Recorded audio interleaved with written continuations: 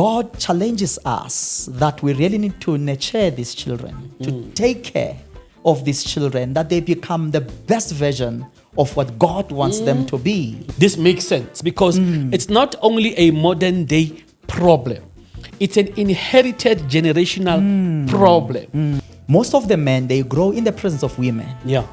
That you will find that this boy grows without the knowledge of what is actually a man. A man. Where I wake up in this household and I see there's a whole lot of women, but there's no fathers. And I'm sitting here wondering, what is the meaning of this? This is my cousin, there's no father. This is my cousin, this is me. Sure. Where is the father?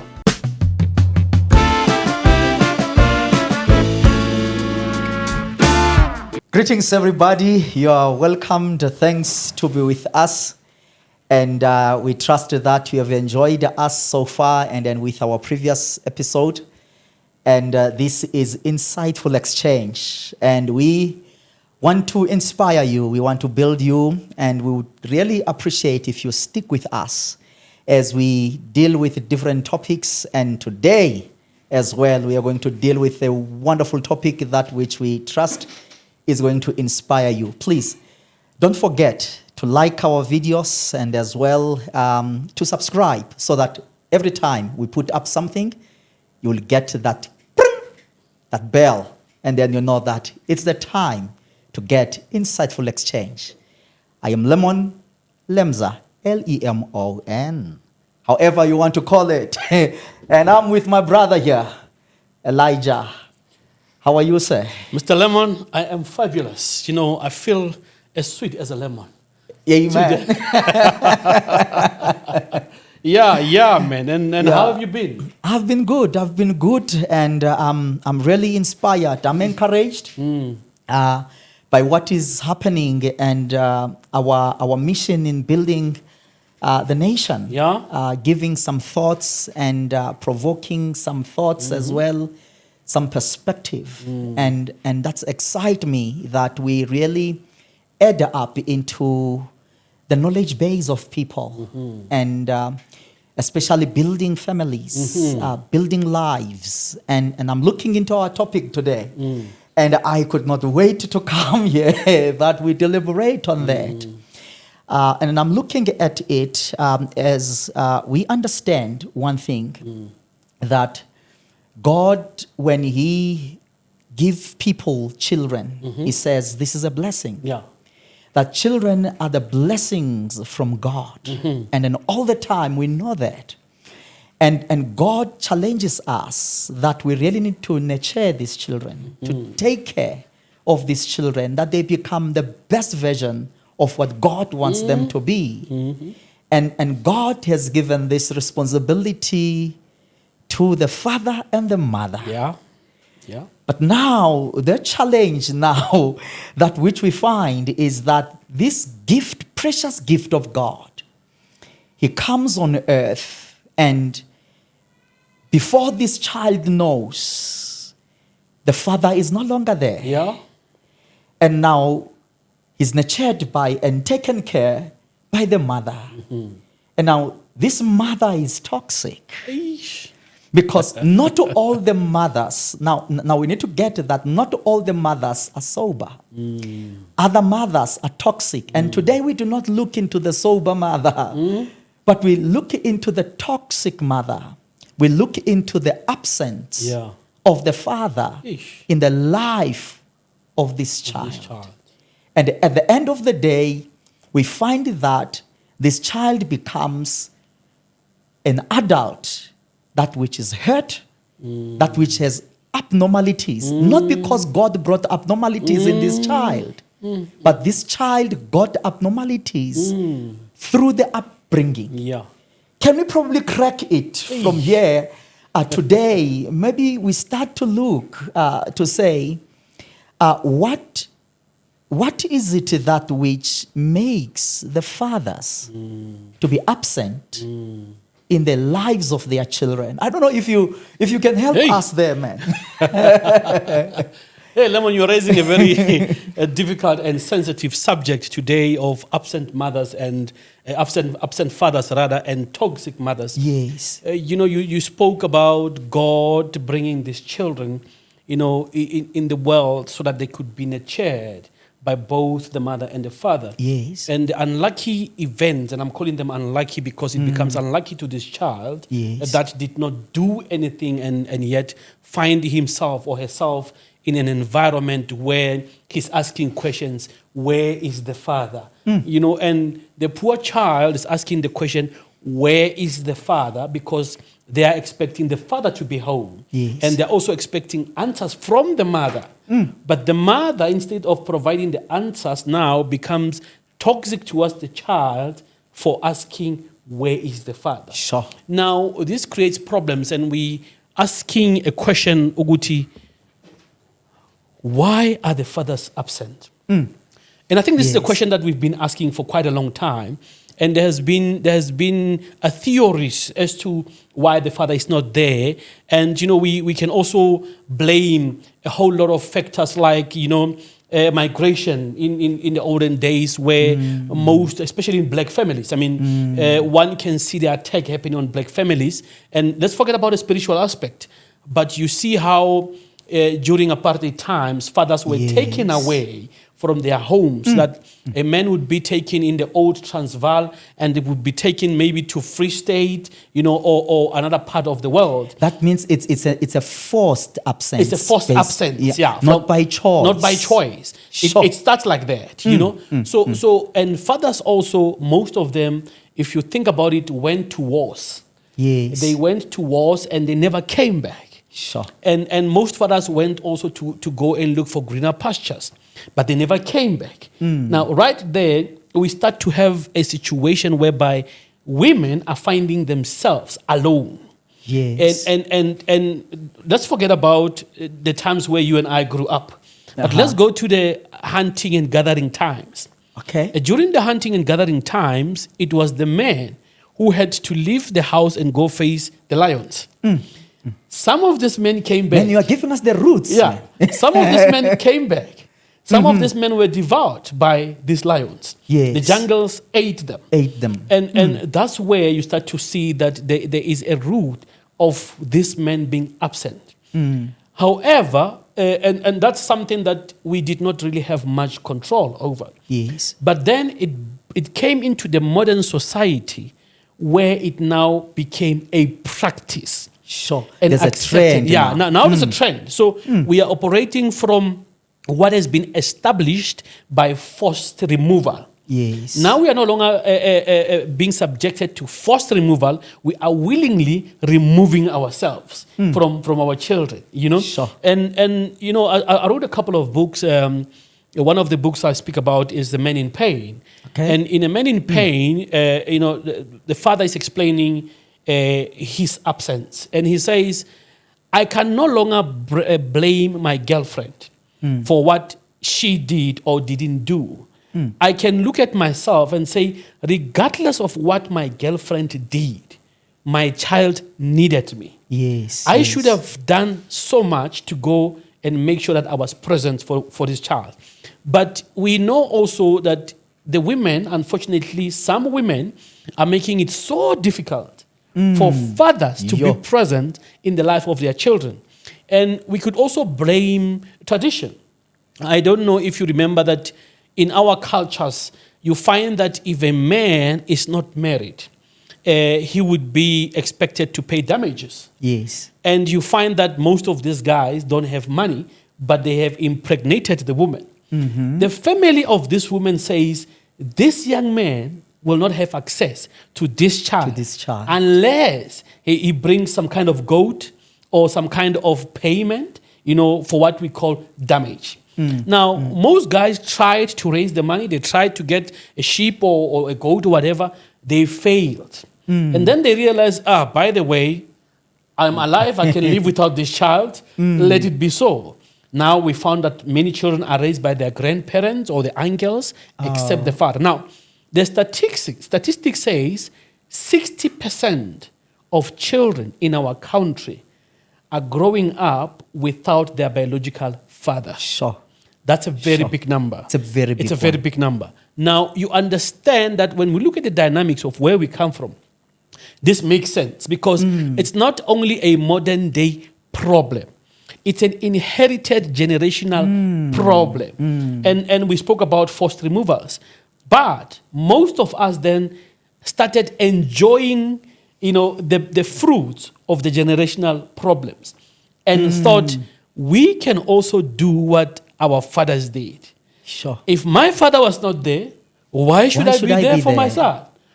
I don't know the experience of growing up with a father. Why must he have the experience I never had? Sure. And people sometimes don't realize that they say this subconsciously. You might not necessarily say it consciously, but your actions, the way you conduct yourself, if you go and you sleep around with different women that you're not married to, you are running a risk of leaving a child because there's no commitment Sure. with Yeah. the woman without you being there or present for this child and also to take care of this child. Now, bear in mind that having a child is easy. It's very easy. It's very easy. I mean, it's a simple biology. Yeah. But that's not the point. The point is the nurturing that you spoke about earlier on, Yes. and the development and the support. Now, the support here is not necessarily relating to the financial support. And because most men, they say they are present when they refer to financial support. And research has shown that it actually only helps the child to get certain amenities, but it does not do anything for the child. Yes. In essence. The child still need discipline. It still needs discipline. Emotional support. Encouragement, nurturing, to build the self-confidence of the child, to do away with issues of self-confidence. So there's a whole lot that the child needs from both parents. From both parents. Yeah. So you bring us the line in terms of how the absence of the father started. Yes. And it was not by choice when it began. And then now it looks like it's kind of a curse when you look at it, when you can take it into the spirit. Yes. You'll start to think that in my family, the father is always absent because there is a train of that. To say, from my grandfather, you go as far as you know to say, the father was not there, the grandfather was not there, my father grew without the father, and then also, here is me. Why should I be there? Yeah. Now, you do not find the reason why you should be present as the father until there is a mindset change. Yes. Where now you realize the importance of the father in the life of a child to say, that was an error, that which it should not continue. And then now, most people would want to continue with that error. With the error. Yes, and take it as a norm to say a child grows. But now the challenge is, how does this child grow without the father? Yeah. You see, you're speaking about this becoming a norm. And that means we normalize it. We normalize it. And that's why even today we say, no, children are resilient. Children are adaptive. They will grow, And I think what is even more disturbing from us is that we've got examples and references. Sure. Look at the children in this family. They grew up where were their fathers? It's okay, that the father mustn't be there. And we as fathers, we hear these messages. Yes. That it's not an issue for you if you're not there. Because the children will grow up anyway, regardless of whether you are there or not. But there's an aspect that we are forgetting, and in one of my books called I Had You to Heal Myself. The book is titled I Had You to Heal Myself. Now, because I have a father wound, I am suffering from a father wound. I've got a void. I'm wounded deep down, for not having a father. I'm trying to heal myself by giving you that pain as my child, with hope that I will feel better, that I have done that which was done to me. And I'm thinking it's making me feel better, without realizing that it exacerbates the error. Yes. It promotes the error. It extends the error. it then prolongs the error. Yes. Because the hurt and the pain is not only limited to you, it extends beyond. It extends. Yeah, yes. it extends beyond. But remember, if you grow or plant something, it can only grow and become big. So the extent of the pain that you have experienced will be nothing compared to what your son is going to experience. It grows bigger. It grows bigger. And Sure. that's why you even seeing today that the 13-year-old child at school has shot a principal. Yes. You hear that a 10-year-old child has killed somebody else. You know, and we don't understand why. Because the pain is growing more and more in the next generation. So if we do not keep that, we do not realize the damage that is doing to the society. Yes. You know, Let's pin it there. yes. The impact Yeah. of the absence of the father. Yeah. To say to what extent does this go? Yeah. In both, we can look it into genders. Yeah. To say how does it impact the boy child? How does it impact the girl child? Yeah. When the father is not there. You know, I take it further and I do a whole lot of research. And I think also this is also the result of my own upbringing, where I wake up in this household and I see there's a whole lot of women, but there's no fathers. And I'm sitting here wondering, what is the meaning of this? This is my cousin, there's no father. This is my cousin, this is me. Sure. Where is the father? Now, because of that, then I'm prompted to do research, to see the impact. And let's forget about what I studied, you know, in the class of psychology. Yeah. But then we start to follow the trends. The trends. That I ended up in jail myself at some point. Sure. But research shows you that 70% of these children or these men found in jail are raised by single mothers. There's no Yes. father. Sure. Now, it doesn't start there. It also goes The ones into in jail. The ones that you find in jail. Sure. 70% of those children are coming from fatherless homes. Now, that's a big number. That's a big number. That's a big number. Now, And that's why the prison for men, it's so overflowing. it's overflowing. It's a place where we actually breed men. And we can actually follow the trail that there is some kind of wound in this man. It is not the crime that they commit that we should be worried about. It is the wound on the inside that we need to heal. It's bleeding. It is bleeding. And it is causing so many things. It's causing fear in this man. It's causing issues of confidence. It's causing issues of dysfunction, Violence, emotional aggression. dysregulation, aggression and all that. They're angry at someone. Sure. And And this they someone can't find is this not person. there. He's not there. The person that the anger should be directed at is not there. And I think we're going to need to deal with that at the end because how do we help them? We need to Yes, help yes, them, you know? definitely. Because we cannot be angry at the father forever. Definitely. Because the father has planted a seed that is rotten. That seed is creating fruits that are rotten.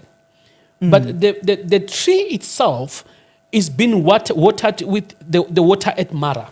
The water is bitter. This tree is getting bitter water. And as a result of that, the tree grows to become bitter. So we need to stop the supply of this bitterness. Sure. Yes. In order for us to heal this tree. Now, unfortunately, most men, what they do, they want to deny the presence of the father wound. And this is causing them to go and hurt other people in the society, especially those they are involved with. You know, and they kill their partners. But in essence, the anger is directed towards, if I find my father, I'll kill him. Sure. Why was he not there? Why didn't he do? Why didn't And he the tell spirit me of that? killing comes from there. It comes from there. And then other people will be killed because the father The is father's not not here. there, you know. And unfortunately, what I've seen is that most of the time you cannot walk into a doctor's surgery and say, I've got a father pain. And they give you some father pain killers Sure. to deal with the pain. you have to go through a rigorous process Yeah. to deal with that deal with and understand the circumstances.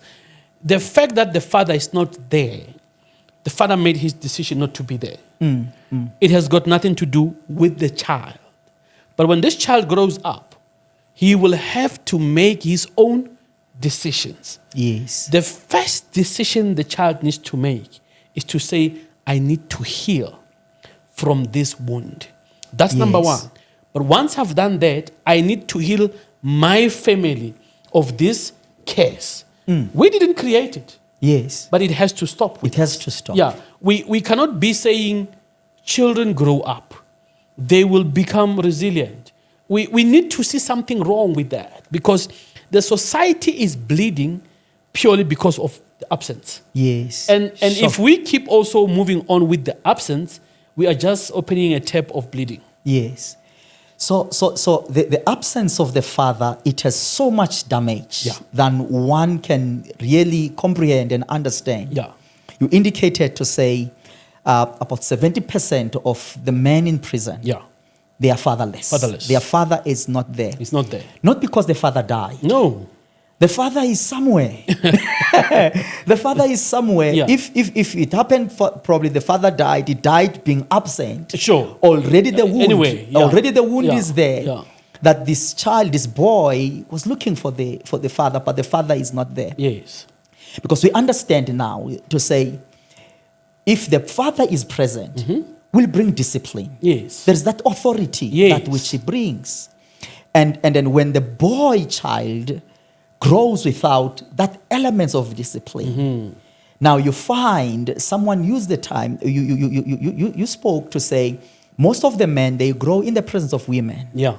That you will find that this boy grows without the knowledge of what is actually a man. A man. There's no picture. There's no that he picture can of a relate man. to. He relates in a feminine way, but he's got the edge of being a man. And that frustrates him. Yes. He becomes angry. He doesn't understand why. And now you find the mother. Now you find the mother that takes care of this boy. Yeah. And then this mother says to this boy, I'm your mother and I'm your father. Yeah. And now the boy grows confused. Yeah. Kanjani. It grows now to say, could that not be one of the other reasons why other men become gay? Yes. They don't become gays because of biological makeup. Yeah. But because now it gets to this mother, the mother says, I'm your father, I'm also your mother. I'm 2 in 1. I'm 2 in 1. And that's not the plan of God. And To say, I need to be a father and a mother. That's not how God intended it. And I'm going to tell you why, Mr. Lemon, that there are certain traits or characteristics that a woman possesses and that a woman holds, that a woman, conducts things in a certain way. And there are certain things that the men, possess, or traits that the men possess. And in terms as per how God have created. That's as per God, how God created us. But also in terms of the role that the man plays. I mean, I would see in my own household, when my wife engages with the children, they would tend to have an element of becoming naughty and taking advantage. But when I come, suddenly the naughtiness dies. And that, without me saying anything, your dad is here. Suddenly everybody now sits still. Yes, Just by walking into the house, I have commanded authority. definitely. I have commanded discipline. Yes. They know that we can try our luck, but we Even cannot. if you have not said a word, I did not say a word. I did your not say a word. presence Your presence. calls to say things must be done It must orderly. be done orderly. And Yes. they know that if we do not submit to that, we are as good as dead. Yes. We know by virtue of this man walking in here, that there must be order. Yes. And that on its own, it doesn't mean the children disrespect the mother. Uh-huh. But they understand the soft spot that the mother has Yes. for them. Yes. And they keep pressing the Pressing spot. that. They are not disrespectful. It's they know that this is a soft being. Yeah, that we can get away We with. can get away with. With murder, yeah. Now, when the mother is alone, she's now then forced to exert some kind of discipline, but she's not created like that. And in fact, you see later, we're going to speak about toxic mothers. Yes. Now, that on its own, it causes some mothers to end up becoming that which they are not created to be. Yes. They want to act in a space of a man, and they don't have, the chemicals that men possess, the qualities that men possess for them to exert that which a man can You exert. bring a false character. Yes. In you bring a false character. That is not even given to you. Now you Yes. need to force it to come out. And you're not created like that. Yes, I know. I know that we are not in this session focusing more on the child, but the child comes in because now he gets some behaviors, he gets some character in this The child. trait, yeah? Now you brought something. I need us to go into the toxic mother. I see. I know that this absence of the father. Yeah. It's a topic that can really go because there is a lot of to talk about, information yes. in that. Now, because now I'm looking into this boy. I would want to go into the girl now. I'm looking into this boy. Yeah. That this boy he has an idea. He has the friends that has the father present. How the father behaves and what is that. Then he's got that longing in him that I need to bring this masculinity in me. Yeah.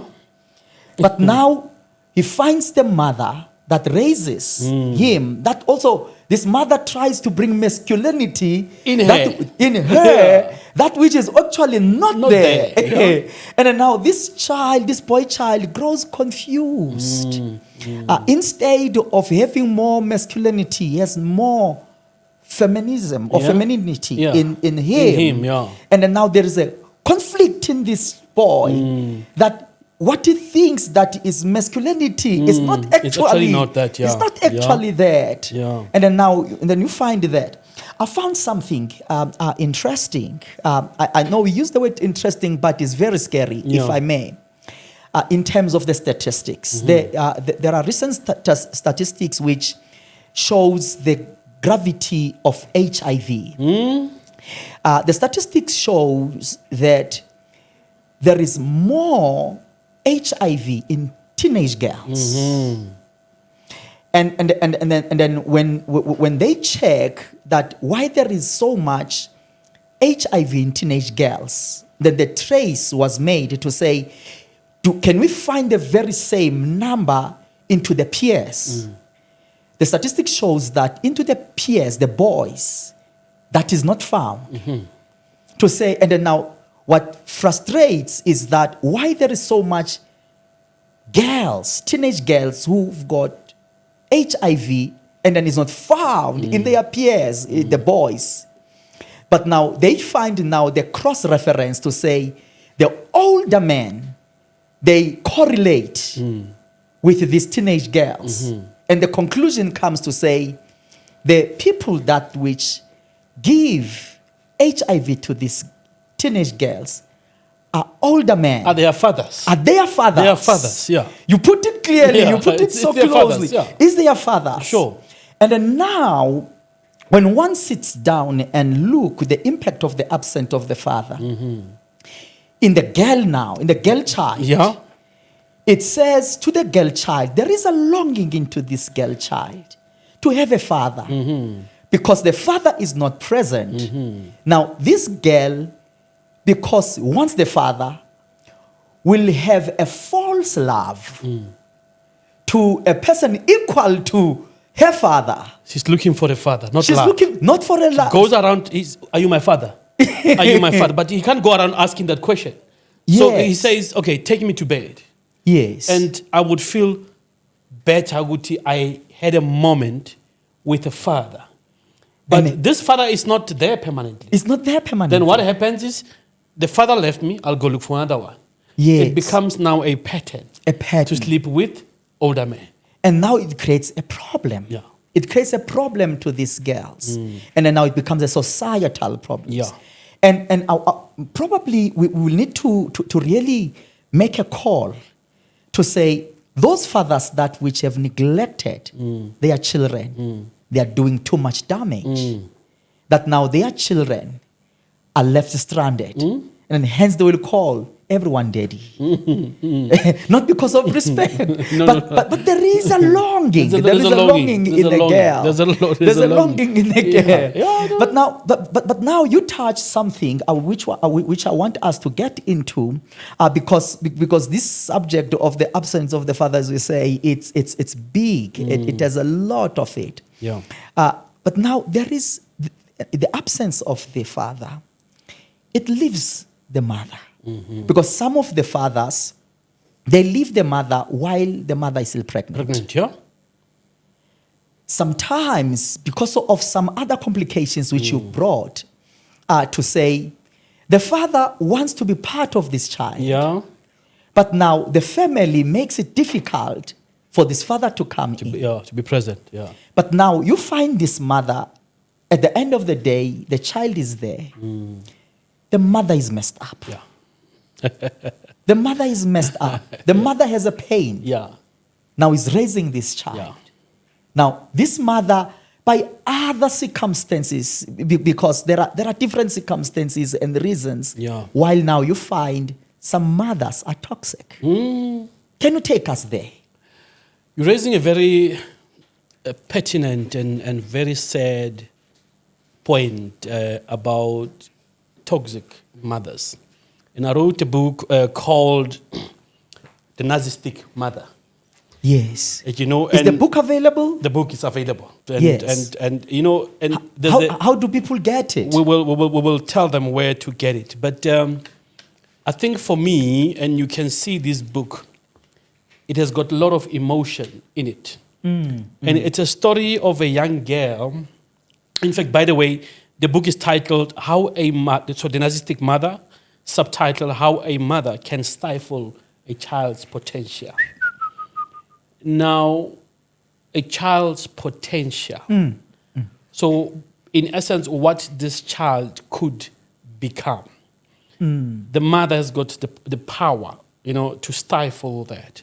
That the child, it's no longer able to become that which God has destined her to become. To be, yes. But what I then go into researching this book, you realize that most of these mothers themselves, they've got a wound, a void, which they picked up from their family of origin. And as much as this book, the first chapter, start by speaking about the absence of the father in the life of the mother. Of the mother. Yeah, and so that you can start to see where actually the pain started. Okay. You spoke about some women are left while they are still pregnant. That on its own creates so much pain that this woman carrying this child, because she hates the father so much for leaving her, end up hating the child. Now, she doesn't say that because it goes against morals, societal morals. But instead, you start to see how she treats the child. The behavior. Yeah, you start to hear how she, you know, responds to the child's needs. You start to see how she converses with the child. And you start to see the way this child, for some reason, get hurt. There's some mysterious hurt that this child goes through. And it's not necessarily that this child is hurt, but the mother inflicted the hurt. The hurt. You start to see how this parent parentifies this child. You know, so that because your father is not there to fulfill my needs, emotional needs, you're going to do that. Sure. And that's why today we've got so many men that cannot stand on their own. They can only stand with their mother. With their mother. That's why many marriages fail, because the mother is present in the marriage of the child. It's not Sure. only happening with the boy child, it happens with the girl child too. That's why the story, the setup is between the mother and the daughter. The daughter. So what then happens is that most of these mothers, when they grew up, their mother might have also experienced some kind of abuse in the family of origin, and they were treated badly. So what we do in the families, Yeah. it goes a long way. It goes a long way. So we need to start, and if somebody's listening to this podcast, we need, and I always say when people want to come to me and they say we need to get married, we want premarital counseling. And I say, tell me where you come from. Was the father there? Yes or no? Maybe no. The mother? Yes or no? Maybe no. The family setup? And then we look at that. And I say to them, already you are entering into this relationship at a disadvantage. At a disadvantage. You have a spiritual problem of fathers who are not present from your family. You have a spiritual problems of mothers who are toxic from your family. Sure. You are more likely to end up with the same spirit. There's already brokenness. Yes. That is not your doing. You are coming into this relationship with it. So we need to start there before we can do premarital counseling. We need to deal with that, that it doesn't follow you. So now once you've identified that the mother has got some kind of a wound as well, which was obviously inflicted in the family of origin. Now, one of the things that I've picked up is that most of the mothers of yesterday, they fell pregnant when they were 18, 16, and so forth. And at the time, they were very young. So at the time, they feel that their dreams were thwarted. Sure. They could not have the life that they wanted. Their parents insulted them for disgracing them, for falling pregnant at a young age. They are also angry That's because where toxicity also that's comes where from. it comes from. Now, this poor child grows up looking at this child and say, I could not go to school because of you. You caused me pain. You caused me pain. Insults. And all this abandonment. You know, I had now to work harder because my mother could not pay for my school fees. She was punishing me. Sure. Or my father This is did painful, that. man. It's very painful. I don't think the society understands the depth of that pain that this young girl has gone through. And the society has ostracized her. They have called her names. They have said, you sleep with this and that. Now look at you. And nowhere that this person got a support. No, there was no support. You are on your own. You are on your own. But even if you do get support, so meaning your mother walks to the clinic with you. You're walking behind her, she's walking in front. People can see that there's tension there. In the eye of the public, it looks like your mother is supporting you. The moment you walk home and you enter that house and you say, Mom, I've got pain. She said, I did not send you to go sleep with boys. Sure. You deal with your problem. There are so many women that have gone through the pain of pregnancy while their mother was there. They were forced to kneel down and clean while they were 8.5 months pregnant. We don't talk about this. And moreover, I have heard that even when they give birth in the hospital, the nurses, the things that they hear in the government hospitals, that you are so young, but you went and opened your legs for men, you need to pay the price. When we've had stories where these children say, nurse, I think I'm about to pop. And the nurse says, just wait. And this lady says, I've got pain. They're not even given an opportunity to get a painkiller or whatever, that they need to get at that point. But the whole experience for this young woman creates a lifetime of hate. That every time she looks at this child, she's reminded of the hate. When she feels that hate, immediately she transfers it into the child. Now, that becomes what? Toxicity. Now, sometimes you find that the woman has got a child with a married man. Sure. The married man is not there to take care of them and be present because he's with his wife. Yes. Now I'm angry because your father can't be with me. He's with another woman. Now I'm not taking it out on him. I'm taking it out on the child. On the child. Sometimes the mother has gone out of the marriage and slept with somebody, fell pregnant by that person, but told the husband that this is your child. The secret is eating her. So Sure. instead of dealing with the secret, she started to abuse this particular child. Sure. Because I can't tell Mahlangu Eh. that you are not Mahlangu's child. There is Tongwane there that does not even know about you. About you. And that is killing me. So because of this head, I am killing you daily. Sure. Yeah, Mr. Elijah, because we do not want to just give information and the situation. Yeah. Because I think we have given the situation and people are well fed in terms of this. As I still say that in other broadcasts that which we're going to have, we'll keep on coming and touch these matters. Yes. Because they are very deep. For instance, one other element that which will show the toxicity is when the child, when is of good age, Yes. ask the mother, where is my father? And now the mother becomes very riotic. Yay. You cannot ask that You question. shall never. If I hear that again, I will chase you out of this house. You will go and find this man that you're talking about. Now, what has the mother done? She's created an environment of hostility that this child will never again dare to ask, where is this father? And that on its own, Lemon, it's another aspect that we don't really talk about in the society, that the child might deserve to know what happened. But sometimes the stories are so bad that the mother herself cannot talk about what happened. Yes. Yes. That you will be so shocked. I mean, I sit with a whole lot of people doing counseling, that some of these children's fathers are their uncles. It's in the house. It's in the house.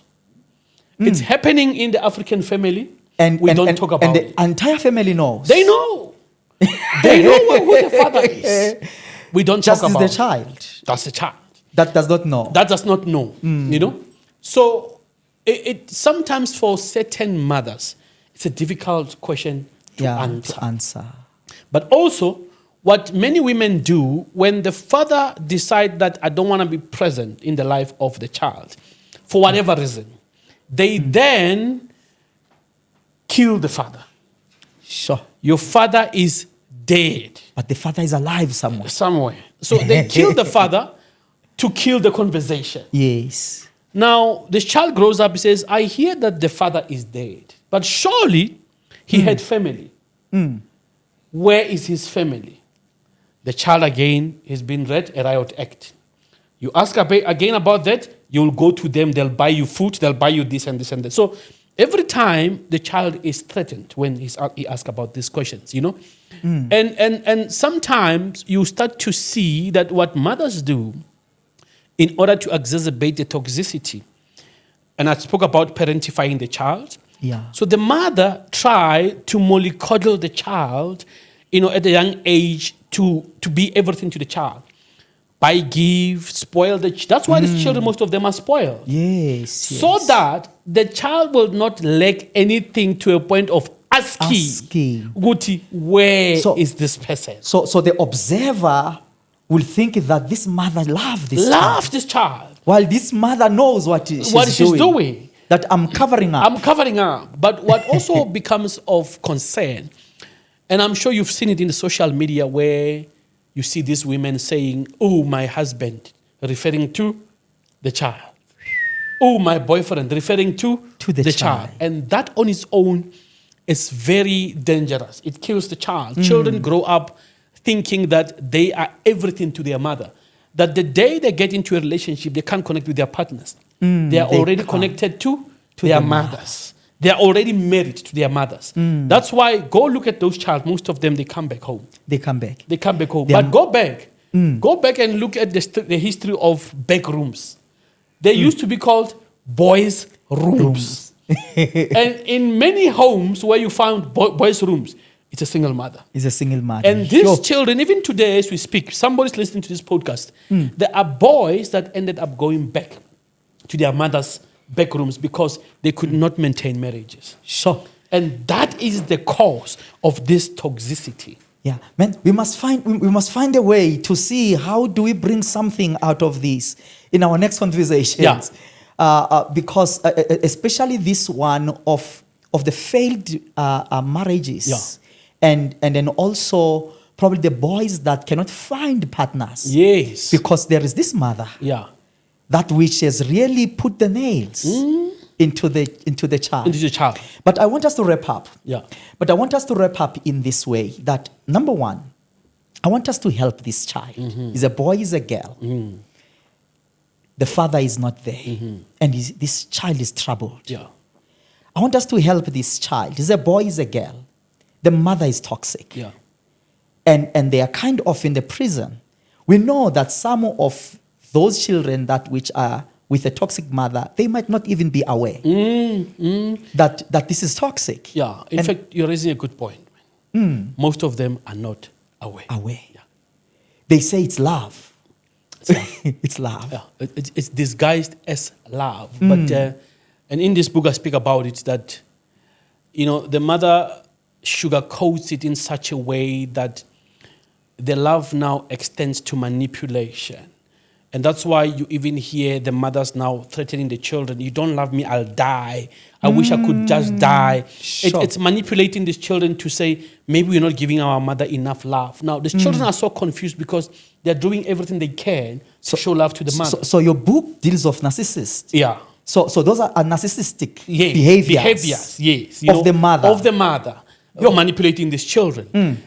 But what is dangerous, Lamon, is that these children themselves, they grow up to replicate the mother's behavior.